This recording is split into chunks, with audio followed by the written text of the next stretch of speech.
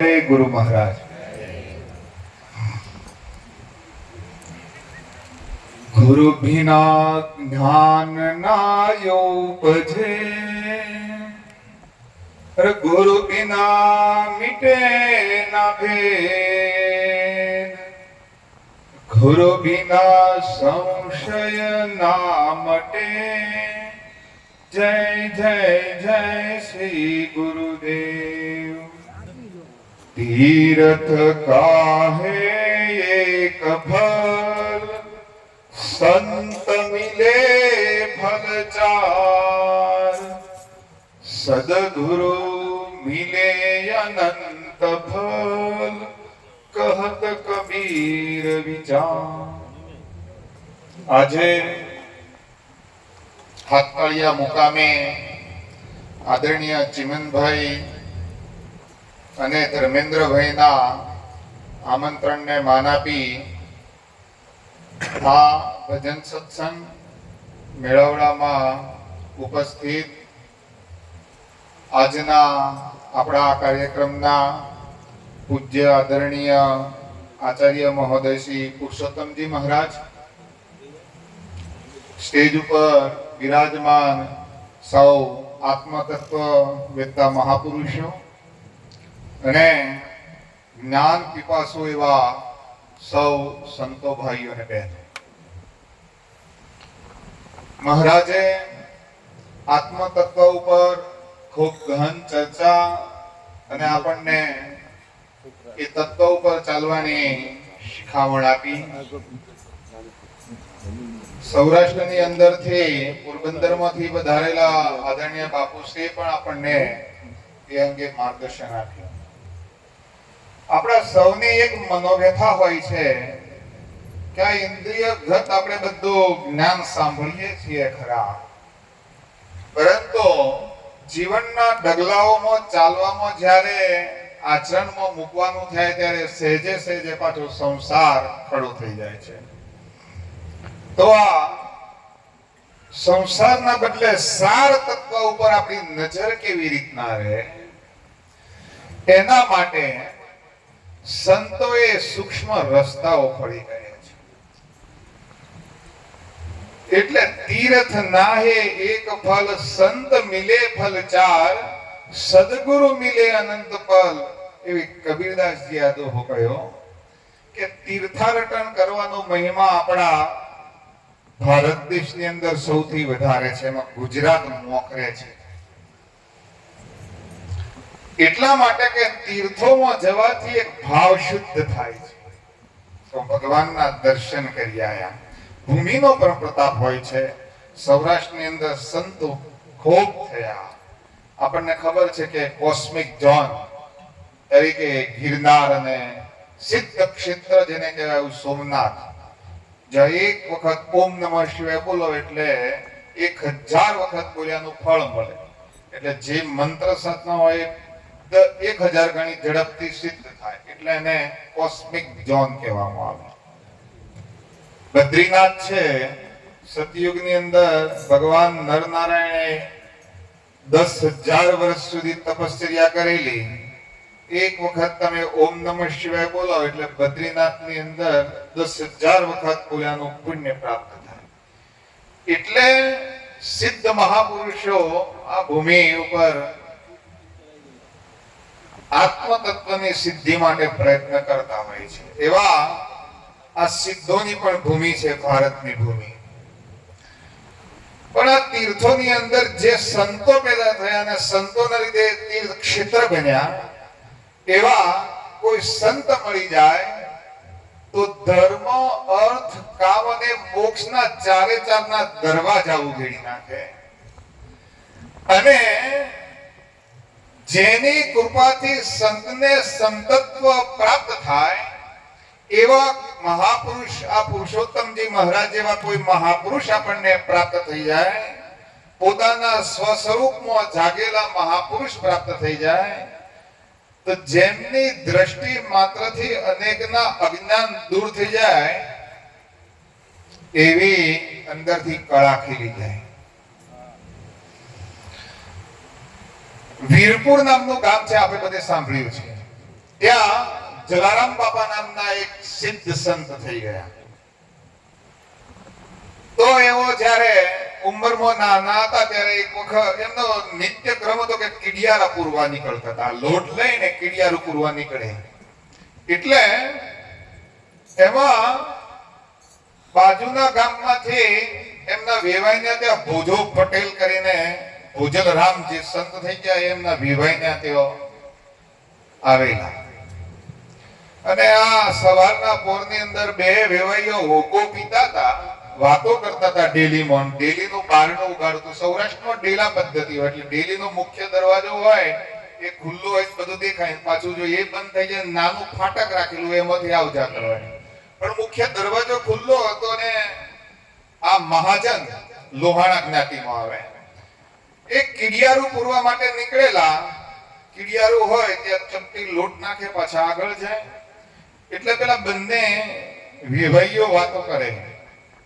એમાં ભોજા બાપા હતા એ પેલા કે પરખી ગયા. સંતોની દ્રષ્ટિ હોય ને એ પરખી ગયા જીવની પાત્રતા કેવી છે.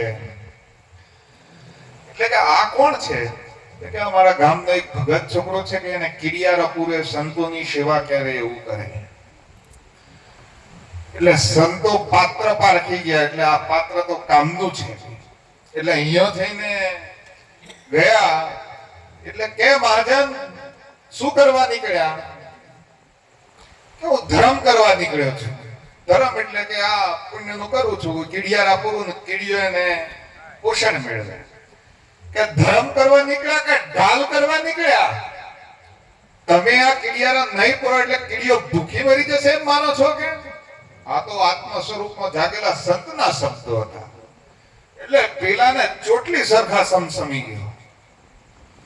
એને એમ થઈ ગયું આમ કેમ કે છે મહારાજ? આ તો ઢાલ કરો છો તમે.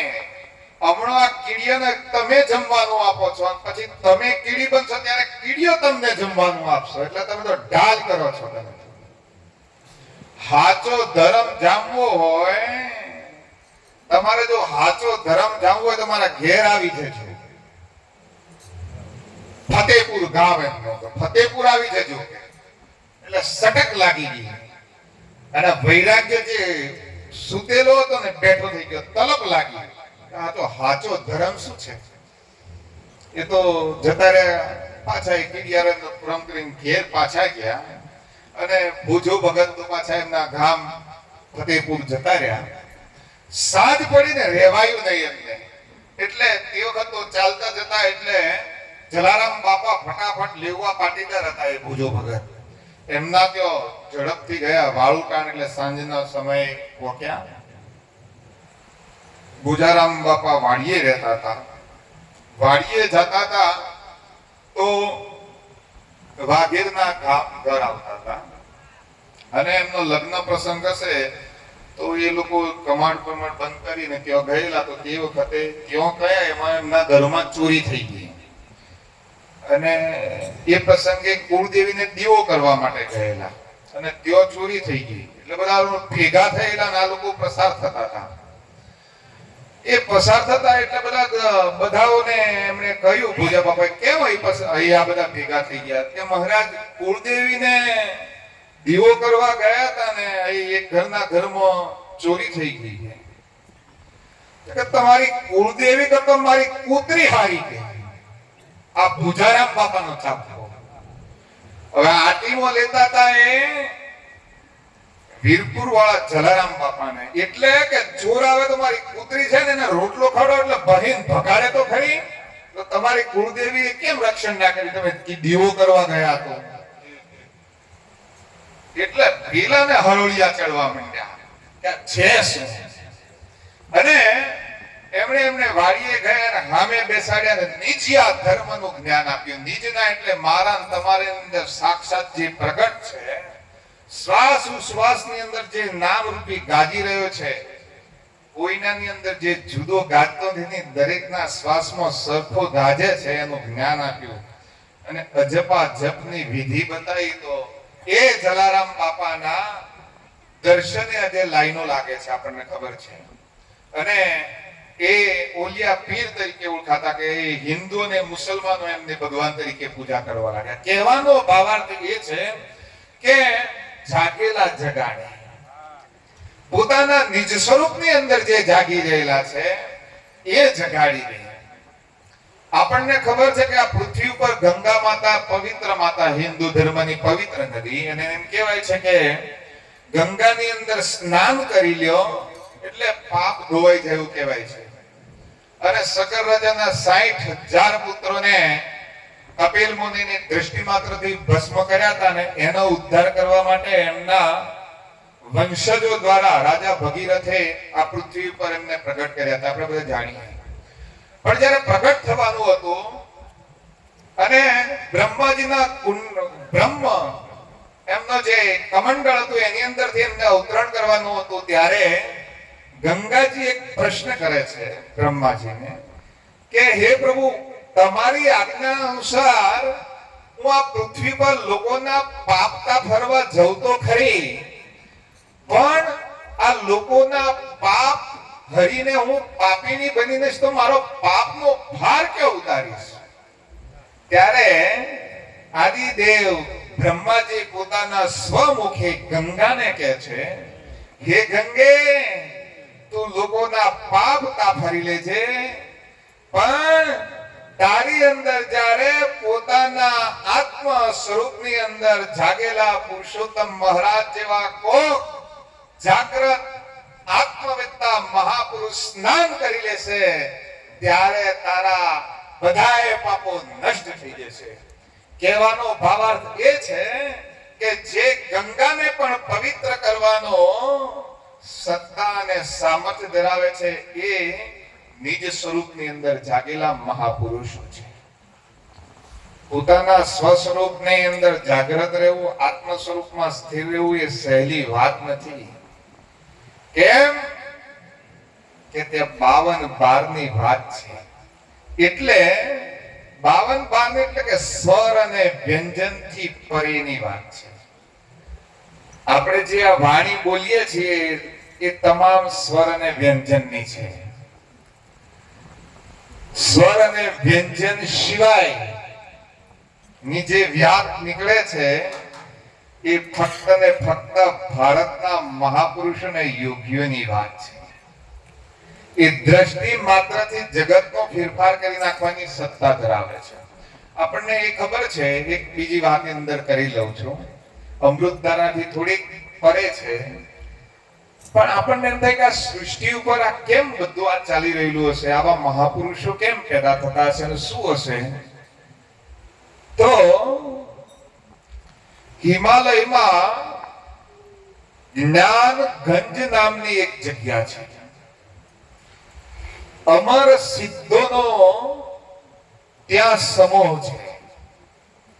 આ પૃથ્વી ઉપર આધ્યાત્મ શાસ્ત્રને ચલાવવા માટે કઈ જગ્યાએ કયા સંતને જન્મ અપાવવાનો છે એ ત્યાં નક્કી થાય છે. આ વ્યાસપીઠ ઉપર કોઈ પણ શબ્દ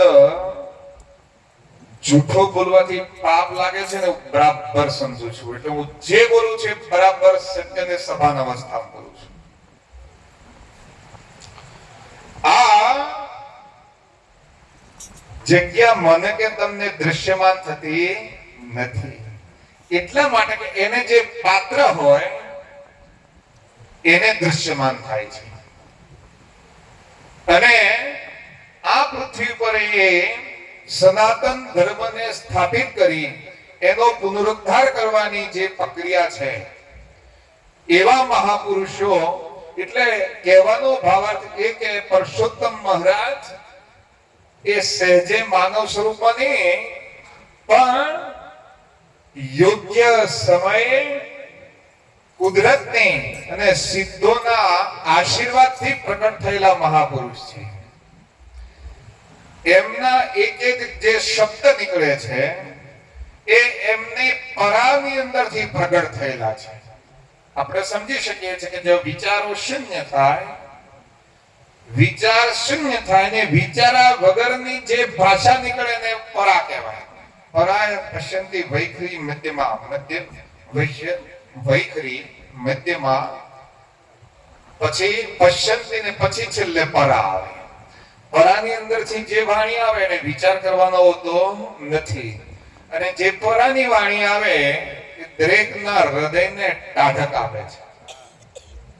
એટલે આપણા તન મનને જે ટાઢક આપનારી પૂજ્ય સંતશ્રીની જે વાણી નીકળે છે, પરા વાણી નીકળે છે.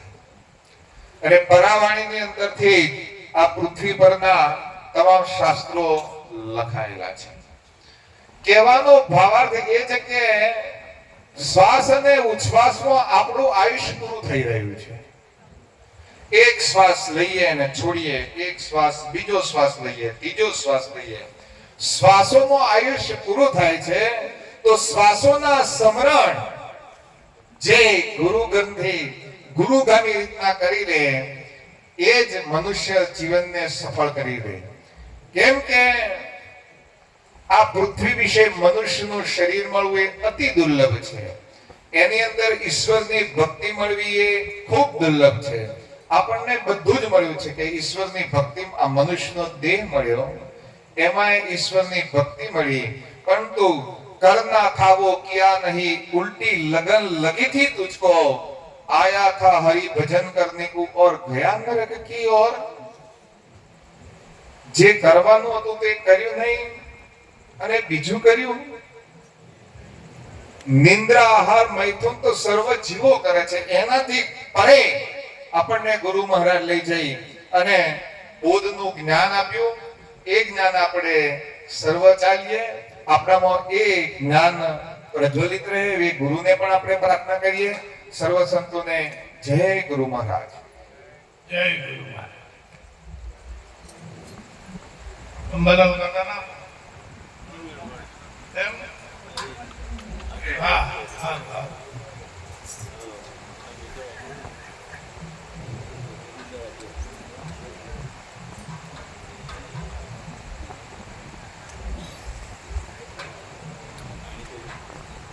જ્ઞાન ત્યાં સુધી મીઠું લાગશે,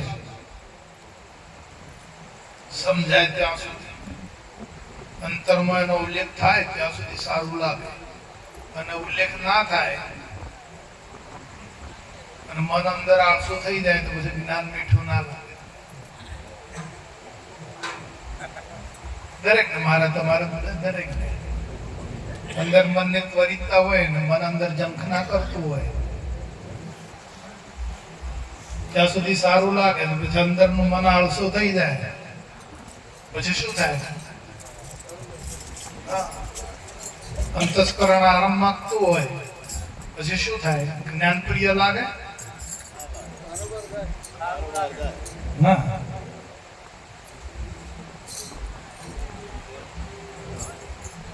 એટલે દરેકે દરેક મહાપુરુષે અંતરની ઉજ્જવળતા માટે ઘણી બધી વાતો કરી છે.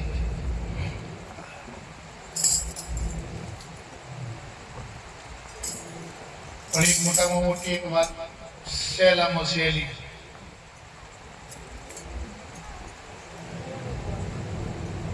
અને જે આટલી જ વાત જો આપણામાં આવી જાય આપણા જીવનમાં તો પછી બીજું કશું જ કરવું પડે એવું નથી. એવી એક વાત છે. તમે બધા ઈચ્છા હોય તો કહો.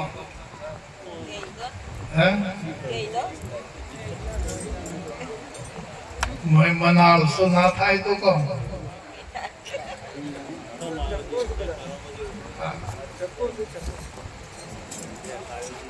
શેલામાં છે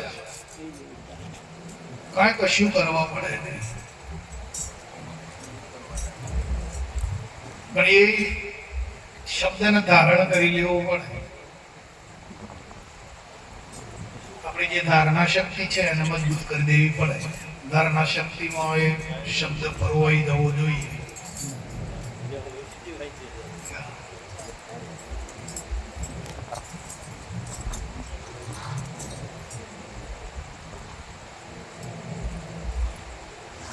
આપણા દેહ સહિત, આ શરીર સહિત, શરીરને અલગ નહીં રાખવાનું. આખી જે પ્રકૃતિ છે, આખું વિશ્વ છે, શરીર સહિત એ બધું ગુરુ મહારાજ ને મનાઈ જવું જોઈએ.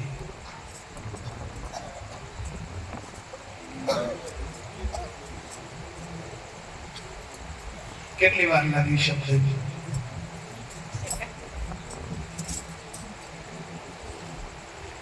સહેલામાં સહેલી વાત, ટૂંકામાં ટૂંકી વાત. શરીર સહિત આખું વિશ્વમાં બધું આવી ગયું કે નહીં?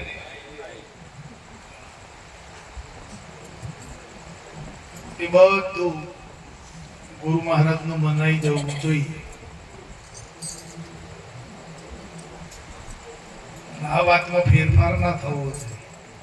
આ શબ્દમાં બને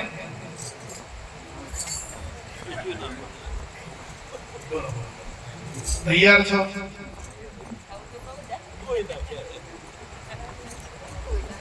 કલ્પેશભાઈ જોવો તો ખરા. એટલે શબ્દ તો એક જ છે ને. દેહ સહિત આખું વિશ્વ ગુરુ મહારાજ નું મનાઈ જવું જોઈએ અને આ શબ્દમાં ફેરફાર થવું ના જોઈએ. ગમે તેવું આવરણ આવે, વિપત્તિ આવે, ગમે તે આવે જીવન, પણ આ શબ્દમાં ફેરફાર ના થવો જોઈએ. આપત્તિ આવે તો એ ગુરુ મહારાજ નું, વિપત્તિ આવે તો એ ગુરુ મહારાજ નું, સુખ આવે તો એ ગુરુ મહારાજ નું, દુઃખ આવે તો એ ગુરુ મહારાજ નું.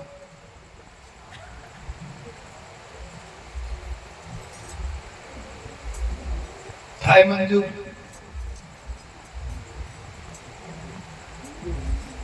જગદીશભાઈ મંજૂર થાય તો ખરું, પણ પછી આ શબ્દને માન્યા પછી અંદર ભેળસેળ ના થવી જોઈએ. અડધું તારું બાપુ ના પાડે છે, દુગ્ધામાં તો દોનું ગઈ એમ કે.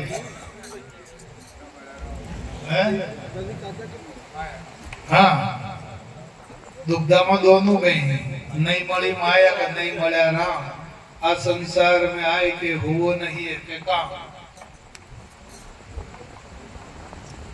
આપણે આ વચન ધારણ કર્યું,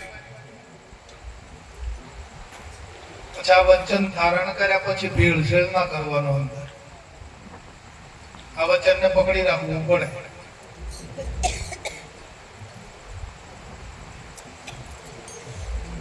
સર્વસ્વ ગુરુ મહારાજ. બસ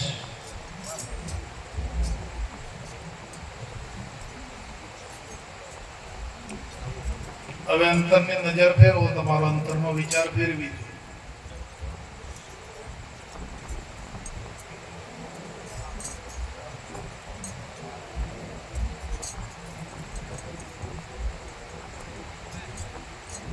દઢ વૈરાગ થવો જોઈએ વાલા ગુરુ વચનમાં.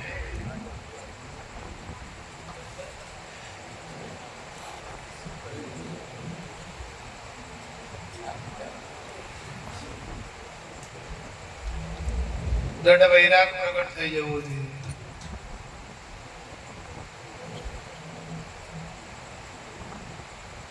અને આ દઢ વૈરાગ પ્રગટ થયા પછી તમે કહી શકો, नहीं मरूं मैं, नहीं मरूं मरने से मैं नहीं डरूं. अल्लाह मरी जब मैं मरूं, खुदा मरी जब.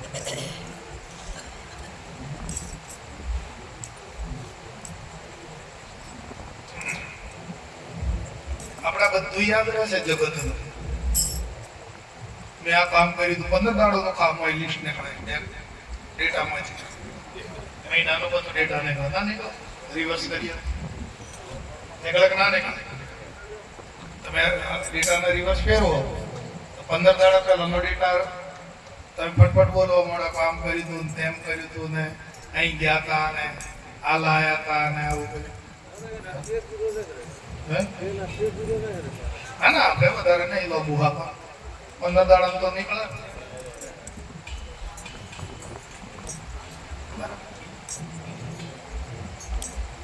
આ બધું યાદ રહે છે.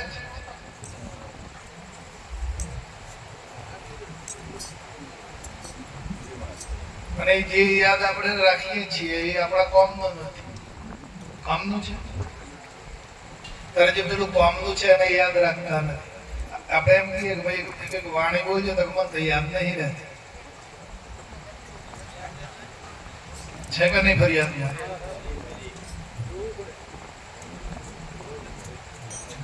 હમણાં ચૂંટણી આવી તો બધા દરેક રાજ્યોનો બધો ડેટા આવવાની મોહિમ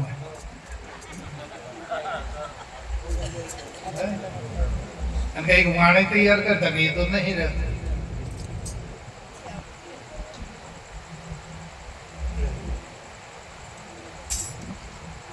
જે સત્સંગમાં જઈએ આપણે અને જે કલાક કે અડધો કલાક કે કલાક દોઢ કલાક જે પ્રવચન ચાલે અને સત્સંગ ચાલે એ કેમ રહેતો નથી હોય આપણા. આ બધું રહે છે તો પછી આ પેલું કેમ નથી રહેતું? દઢ વૈરાગ્ય નથી આપણામાં. ગુરુ વચન ઉપર છે ને વિશ્વાસ નથી. ગુરુ વચન ઉપર શ્રદ્ધા અને વિશ્વાસ નથી આપણો, એટલે યાદ નથી રહેતું. આપણો શ્રદ્ધા અને વિશ્વાસ ક્યાં છે? બાહ્ય પદ પદાર્થમાં છે. શ્રદ્ધા અને વિશ્વાસ તો છે જ આપણી પાસે, પણ ક્યાં છે? પદમાં, પદાર્થમાં, દ્રશ્યમાં છે. હમણાં કરશનભાઈ બોલ્યા હતા જે છડાવાળા કે જો દ્રશ્ય છે ત્યાં સુધી દ્રષ્ટા છે, દ્રશ્ય છે ત્યાં સુધી જ દ્રષ્ટા. પણ જો દ્રશ્ય જ ના હોય તો દ્રષ્ટા પછી કોનો? તો પછી દર્શન પછી ક્યાં રહ્યું? દ્રશ્ય જ નથી તો તમે દર્શન કોનો કરો? તો પછી દ્રષ્ટા કોનો?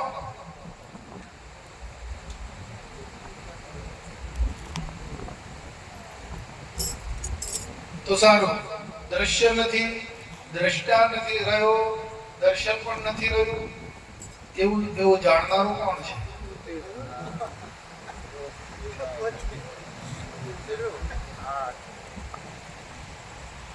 એવું કોણ જાણી શકે છે?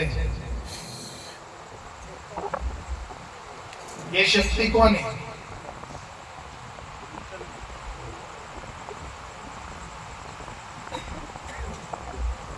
મન તો દ્રશ્ય સુધી જાય, દ્રષ્ટા સુધી જાય, કદાચ દર્શન સુધી જઈ શકે અંતસ્કરણ. પણ જો દ્રષ્ટા નથી, દ્રશ્ય નથી, દર્શન પણ નથી, તો ત્રણનો સાક્ષી કોણ છે? આ જતું રહ્યું એમ જાણનાર.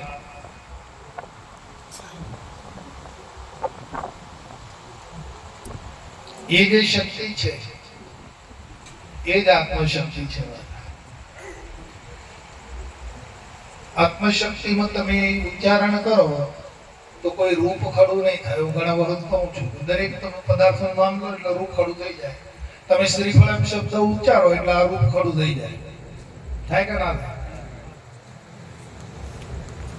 તમે આ ઘડો શબ્દ ઉચ્ચારો એટલે ઘડાનો રૂપ તૈયાર થાય કે ના થાય? ભલે અહીંયા ઘડો નથી પણ ખાલી શબ્દ જ ઉચ્ચારવા, ઘડો એમ કોઈ એટલે એનો રૂપ ખડું થઈ જાય.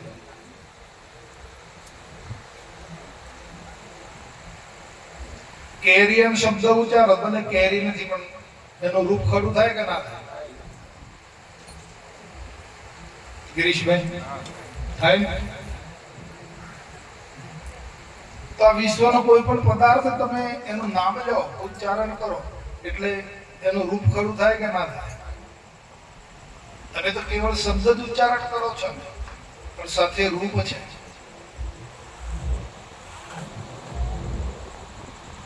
પણ તમે આત્મા શબ્દ ઉચ્ચારો છો, કેવી રૂપ આવે અમને કહો?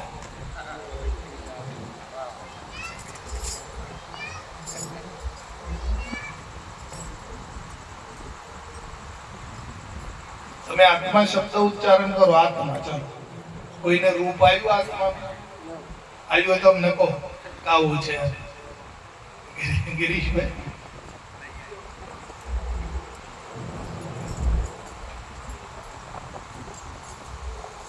પ્રગટ વસ્તુ છે, બધા અરૂપી છે. એને રૂપ છે ને રંગ નથી, કાંઈ નથી, અને છે દ્રષ્ટા નથી, દ્રશ્ય નથી, અને દર્શન પણ નથી, તો એ છે.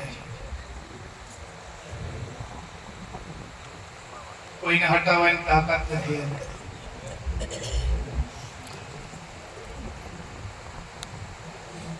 પેળો સર્વમાં ભાળતાનો ન્યારો જોતો જણાય. પેળો સર્વમાં રહે. આખા વિશ્વને આધારે એને કોઈનો આધાર નહીં, પોતે નિરાધાર છે. આખું વિશ્વ એના આધારે છે, પણ પોતે નિરાધાર છે. રૂપ હોય તો આધાર લેવો પડે, રૂપ જ નથી, અને અરૂપી છે.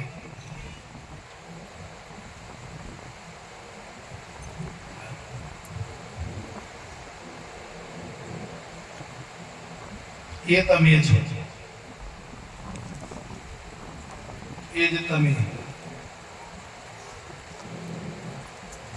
બધાનું એક છે કે અલગ અલગ છે?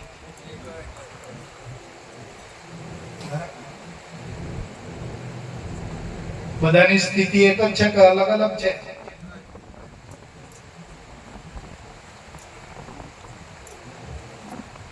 દેહ જોયો તો દેવ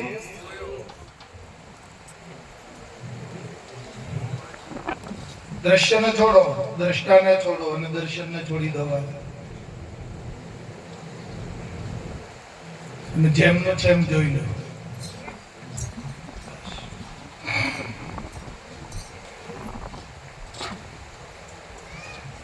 नाथ जानत हो तुम सब गढ़ की, ने मेरो भक्ति करे प्रगट की.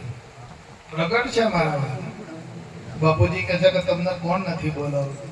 હમણાં કહેતા હતા ભાઈ કલ્પેશભાઈ કે સ્વર અને વ્યંજન આ બે હોય તો બોલાવો,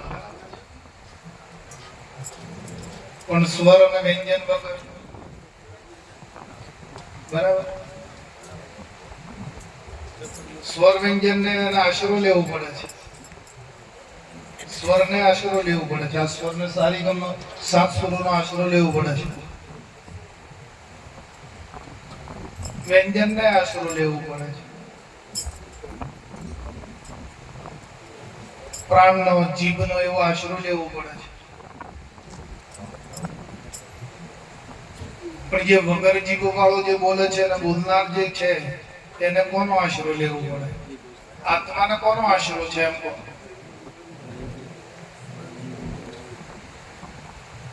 આત્માનો આશરો કોનો?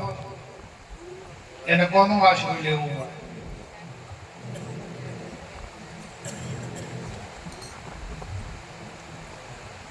જેના વડે આખું વિશ્વ છે એને આશરો કોનો?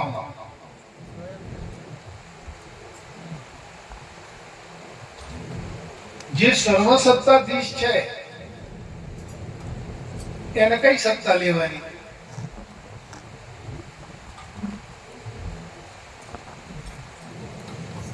એને કઈ સત્તા રોકે?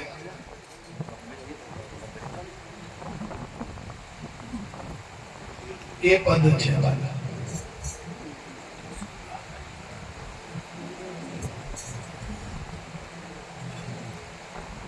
પણ આ તમને કેમ સમજાય છે તમે જાણો છો? એ નથી જાણતા. આપણે બૌદ્ધિક સિવાય તમે આ વાત બહાર કરવા દો તો એ સમજે. એને તો સીધું ડાયરેક્ટ ઊંઘ જ આવી જાય. બોલો, પણ તમને કેમ સમજાઈ જાય છે તમે જાણો છો? બરાબર સમજાય તો જાય. અંતરમાં ઘેર તો બેહે છે ને, તો એ કેમ બેસી જાય છે કોહળો? એ જાણો છો તમે? કે તમને ગમે તેવી વાત હોય, ગમે તેવી વાણી હોય, ગમે તેવું સત્સંગ હોય, તમને સમજાઈ જાય છે. એનું કારણ શું?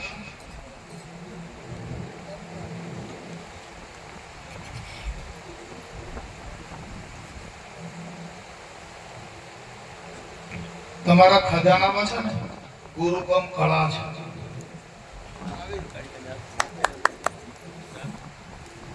તમારી પાસે ગુરુગમ કળા છે ને, એટલે તમને સમજાય છે. અને ગુરુગમ કળા એવી છે ને, કોઈ પણ તાળું હોય તે ખોલી નાખે. ગુરુગમ કળા પડેલી છે તમારા ખજાના, તમારા અંતરના પટારા. એને શીલ કરી છે બાપાએ. કોઈને કહીશ આસ્તે તો એ ગુરુગમ કળા છે. એટલે તમે એને લીધે તમે આ તમને બધું સમજાઈ જાય. જો એ કળા ના હોય તો ગમે તેવો સત્સંગ હોય કે ગમે તેવી વાણી હોય પણ તમને કશું ઉકલે. અને આવું અભેદ જ્ઞાન તમે પકડી પાડો એટલે દ્રશ્યને બાદ કરો, દ્રષ્ટાને બાદ કરો, દર્શનને બાદ કરીને પછી શું છે એ વાતને તમે જો પકડી શકતા હોય તો એ ગુરુગમ કળા છે તમારી પાસે. એ બલિહારી બાપાની છે. ઉપકાર ગુરુ મહારાજનો છે. ગુરુ મહારાજની કૃપા છે એટલે સમજાય છે. જો ગુરુ મહારાજની કૃપા ના હોય ને તો સમજાય એવું નથી. એટલે ભાઈ કેમ કેમ ચા આયોજનમાં શું છે? આ થઈ ગઈ તા ચા તૈયાર થઈ ગઈ? તમે તો બોલતા કેમ નથી જાણતા?